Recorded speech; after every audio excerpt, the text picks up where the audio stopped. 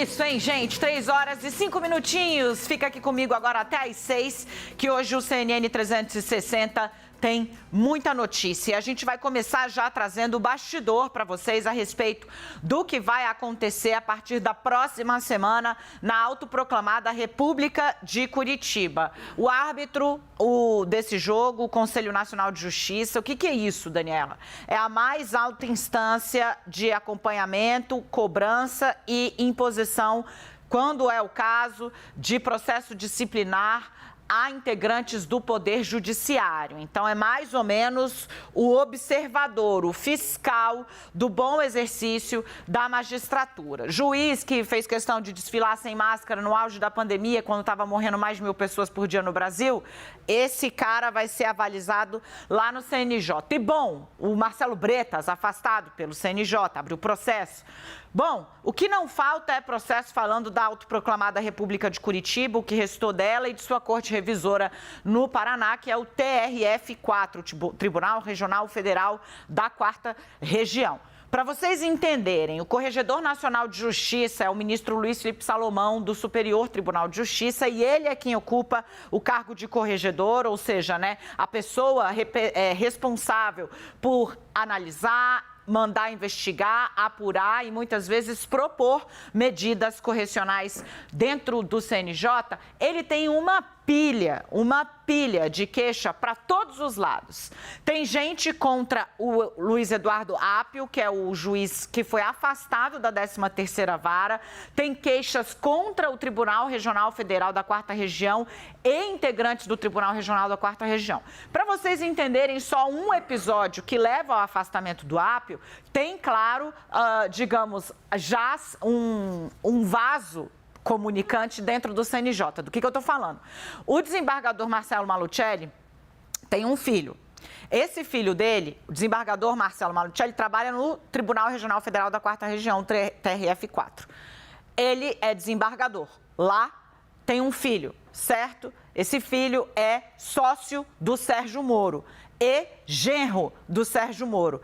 Tem uma relação com a filha mais velha do senador Sérgio Moro, ex-juiz da Lava Jato. E aí, o Apio dá uma decisão sobre um homem que estava fazendo e está fazendo uma série de denúncias com relação ao Sérgio Moro, que é o Rodrigo Tacla Duran, um advogado que prestava serviços para o Odebrecht, alvo da Lava Jato, e faz acusações contra ela há pelo menos desde 2017, tá? O Apio dá essa decisão, esse juiz vai lá e meio que reforma uma decisão que, em última instância, atingia Moro, o sócio e sogro do filho do desembargador. É uma ligação direta. Teve representação contra o Malucelli no CNJ? Teve. Ele foi obrigado a prestar esclarecimento? Foi. E contra o Apio? Também de balde. A política também acionou muito o CNJ para falar dessa guerra na República de Curitiba. Bom, a perspectiva de quem conhece o Corregedor Nacional, Luiz Felipe Salomão, é a de que na semana que vem ele leve este caso para o centro do debate do CNJ, a crise, a guerra, a troca de tiro, porrada e bomba no seio da República de Curitiba, da auto-intitulada República de Curitiba, para debater e propor, abro aspas, uma série de medidas. Quando a gente fala série de medidas, significa que vai sobrar para mais de um personagem. Isso é o que está ficando claro. Segundo me disseram, o Luiz Felipe Salomão está propondo um olhar amplo, ou seja, que traga uma radiografia desse quadro que é complexo na sua conjuntura por um todo. Não é ficar com um lado ou com o outro. Vai cobrar geral. É o que está dando a entender o corregedor. Ele não tem antecipado nem aos colegas qual é o caminho que vai indicar, só está indicando que esse encontro de contas da Lava Jato, com sua história e seu desfecho, está marcado para a semana que vem. A Lava Jato teve uma fase que estava muito longe de ser uma das últimas, mas que eles intitularam de juízo final, né? Aparentemente, o juízo final está começando agora para os representantes, ou o que restou dessa operação, com a entrada de sola do CNJ nessa seara. Para fechar, né, eu conversando com um integrante do CNJ, que estava me relatando que está com um cheiro de que vai sobrar para bastante gente isso, né? De que vai ter uma medida para colocar a ordem, né? Primeiro ele deu a entender, olha, o que virou uma coisa meio de várzea, né? Parece que você não consegue ter um juiz arrazoado ali no estado do Paraná. A segunda coisa que ele fala é uma história que começou como essa história começou, né? Com ações heterodoxas, aprovação de um fundo bilionário obtido com dinheiro de delação premiada, procuradores, integrantes do judiciário lucrando dinheiro com palestra, tendo patrocínios. Nada disso que começou desse jeito poderia produzir um final feliz. Ou seja, vem bomba por aí, vem na semana que vem no órgão máximo de fiscalização da atividade dos magistrados. Vem para cá o nosso timaço, claro, né, para trazer aqui a informação para que a gente possa aí tratar deste assunto. Oi, gente, Renata, Leandro e Yuri Pita. Vou aqui do lado da Renata, que voltou a usar a calça pré-gravidez. Essas coisas a gente tem que contar para todo mundo, entendeu? A pessoa carregou o menino por 9 meses, mais de 9 meses, porque o Bento 10 esperou... meses e meio. Pronto, o Bento quis esperar tudo, entendeu? Aí hoje ela me escreve aqui, sério, juro por Deus, escalada no ar, ela... Vem aqui, eu vou ler. Olha a pessoa. Amiga, vem aqui ficar feliz comigo. Quem entrou hoje na calça pré-gravidez? Eu.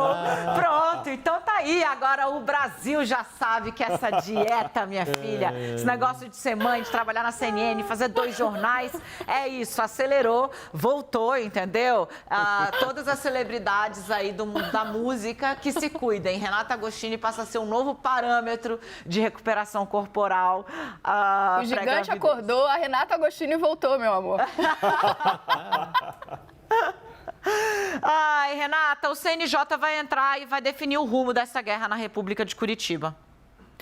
Pois é, boa tarde, Dani, Pita, Leandro, boa tarde a todos.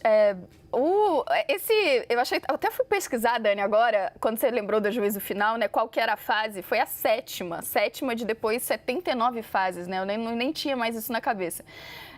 E isso tudo para pensar o seguinte, né, que essa comparação que você faz me parece muito bem-vinda, porque a gente não consegue antecipar os passos lá na frente, mas os desdobramentos sempre chegam, ainda que tardiamente. A Lava Jato, que lá em 2014 estava achando que estava diante do juízo final, se arrastou por muitos anos à frente, inclusive chegando ali a quase 80 fases, desvendou muita coisa e, ao que consta hoje, em 2023, diante de diversos indícios e em muitas frentes, ela foi deixando, né, ao longo desses anos de atuação, muitos rastros de ilegalidades. Isso é um problema, não é só para a Lava Jato, isso é um problema para todos nós. Claro, um problema maior para quem eventualmente entrou na mira e foi alvo dessas irregularidades que agora são colocadas são trazidas, na verdade, à tona. Mas o fato é que, do ponto de vista da sociedade, que lá atrás muito comemorou com razão o fato de termos uma operação que desvendasse esquemas bilionários de corrupção, mirasse as empreiteiras elas eram alvo de desconfiança há décadas, elas eram alvo de vez ou outra, matérias da imprensa denunciando esquemas de corrupção há décadas. E ali na Lava Jato, boa parte do apoio que ela recebeu da população, especialmente no início, foi de que ela parecia finalmente ter achado um atalho, uma maneira de conseguir furar essas barreiras que as empresas ao longo dos anos foram criando para que elas não fossem chamadas a responder pelos seus atos. corruptores e corruptos. Então, o fato da operação mirar esses dois lados fez com que ela ficasse muito célebre e que ela ganhasse apoio da população. Só que o problema é que agora a gente olhando não só esse estoque de decisões que foram revertidas pela Justiça, pelo Supremo Tribunal Federal, e o fato de que vai se avolumando as denúncias e as evidências que agora são reconhecidas por investigadores como a Polícia Federal e também o Judiciário, mostram que isso foi feito a despeito do bom cumprimento das regras, né? Do bom cumprimento do Estado de Direito. E isso é um legado muito questionável, ainda que a gente vá ter, e toda vez que a gente fala aqui, eu tenho certeza que a Dani já fez esse levantamento, não sei se meus colegas fazem. Como esse tema da Lava Jato ficou muito vivo no jornal nos últimos dias, eu parei para olhar as menções no Twitter e é impressionante. Toda vez que a gente fala sobre isso, vem as duas torcidas, né? Ou eles olham a mesma mesa que a gente está fazendo e um grupo vai achar que a gente está ali fazendo louvações. E o outro que a gente está atacando e aí vê cada um na sua. Vida que segue. Então, essas torcidas, elas ainda permanecem. Mas esse encontro e aí no caso com o CNJ, mas também o encontro que procuradores como Deltan Dallagnol tiveram com o Conselho Nacional do Ministério Público, né? No caso, Deltan até escapou de alguns, mas que outros tiveram. Essa revisão dos procedimentos, ela é necessária e ela é louvável, ainda que tardia. O que perde a sociedade ao se deparar com esses abusos? Porque a ideia de que, enfim, estávamos avançando para mecanismos que pudessem trazer esses corruptores, esses corruptos, né, ao encontro com a justiça, ele fica descredenciado. Ô, Leandro, tem uma questão que fala muito para mim aqui nessa apuração. Vou até abrir aqui as anotações todas das conversas que eu fiz com os integrantes do CNJ, que é, assim, como me impressionou, como eles estão fazendo, acho que muito por conta da sinalização do ministro Luiz Felipe Salomão, né, que é o Corregedor Nacional, de que vai dar uma solução ampla e uma série de medidas, foi assim que ele avisou lá dentro, né? Vou produzir uma série de medidas para arbitrar essa crise que virou essa mini-guerra na autoproclamada República de Curitiba. O que está se esperando ali é fazer uma análise sistêmica de tudo o que está acontecendo e ver providências a serem tomadas. E essa análise, ela está partindo do pressuposto, pelo menos foi o que eu ouvi dos integrantes, não necessariamente, não do corregedor necessariamente, mas dos integrantes, de rememorar todo o histórico de polêmicas, né, que circundam a Lava Jato e que muitas vezes as pessoas deixam em segundo plano. Porque, na real, gente, esse é o trabalho do CNJ, né? É dizer se o juiz... Isso é hipotético, tá? Não estou afirmando que o Moro fez, eu sei que os procuradores fizeram, né? Procuradores da Lava Jato, isso fica com o CNMP, né? Que era participar de palestras, eventos e ganhar dinheiro por isso, né? Cobrar, porque isso é considerado atividade acadêmica. E eles deram essa interpretação, né? Então, viajavam, ficavam em resorts com as diárias pagas pelo contratante, né? Além de receber as diárias por ser uma força-tarefa, e também recebiam dinheiro de palestra. E a atividade desses órgãos correcionais, que é o caso do CNJ, do CNMP, é exatamente dizer, isso aqui está correto? E essa análise vai ser feita tanto no que diz respeito ao Apio, tanto no que diz respeito, talvez, à dona Hardt, Gabriela Hardt, como aos integrantes do TRF4, que, de certa forma, gente, foram dragados para dentro dessa história ao adotar uma postura de contraposição ao Apio, a ponto, inclusive, dele ter aí, né, alegadamente forjado um telefonema para o filho de um desembargador do TRF4, que grava, que leva o afastamento deles, usando o termo pesadíssimo de ameaça, embora não chegue a isso, mas é uma conduta absolutamente inadequada, né? Então, assim, quando a fonte estava me falando, ela falou, parece que... Aliás, a gente parece até que estava ouvindo o que a gente estava falando no telefone esses dias, né, Renata? Parece que Curitiba é incapaz de produzir um juiz arrazoado, né? E que houve ali um contágio, virou uma coisa meio de jogo de várzea, Leandro. Dani, boa tarde para você, Renata, Yuri, todo mundo com a gente aqui no 360. Eu vou falar de dois aspectos a partir da provocação que a Dani fez agora, né? Primeiro, a lembrança que ela faz de algo que chamou muita atenção na época do auge da Operação Lava Jato, que era o fato de integrantes como Deltan Dallagnol, né, chefe da força-tarefa da Operação Lava Jato, fazerem palestras que, para inclusive empresas que eram investigadas pela Lava Jato e receberem dinheiro por isso. E aí, o que me chama a atenção é o fato de a Vaza Jato, né, que depois se transformou na Operação Spoofing, mas as trocas de mensagens entre procuradores da Força Tarefa da Lava Jato e o então juiz federal Sérgio Moro não terem ensejado nenhuma medida do Conselho Nacional de Justiça, que agora, quando a Lava Jato, né, estava no seu pior momento, né, no seu momento de grande ocaso, todo mundo, os advogados com quem eu conversei na semana passada, no começo dessa semana, dizendo que a delação da Odebrecht ela seria praticamente dizimada, né? Todo mundo se planejando para isso, para esse fim total da Operação Lava Jato. Aí vem o caso do juiz Zápio, que coloca um freio na disposição, inclusive, desses advogados e de outros personagens em partir para cima e fazer essa autópsia aí da Operação Lava Jato. Mas o que me chama a atenção é o fato de o CNJ entrar na jogada agora, né? É importante, óbvio, porque o que a Dani tem explicado para a gente ao longo da semana é que, de fato, há uma guerra na autodenominada República de Curitiba por esse espólio do que sobrou da Operação Lava Jato, um receio, né, de que atitudes sejam revistas, de que decisões sejam revistas e denúncias, processos e tudo mais. Isso está dado, né? Mas o que me chama a atenção é que quando a Vaza Jato acontece, a partir das mensagens reveladas pelo portal The Intercept, com a parceria de vários veículos, veja, Folha de São Paulo, vários outros veículos, o País, vários outros veículos pelo país participaram da apuração dessas reportagens. O CNJ tinha ali caminhos para aplicar a correição e não o fez.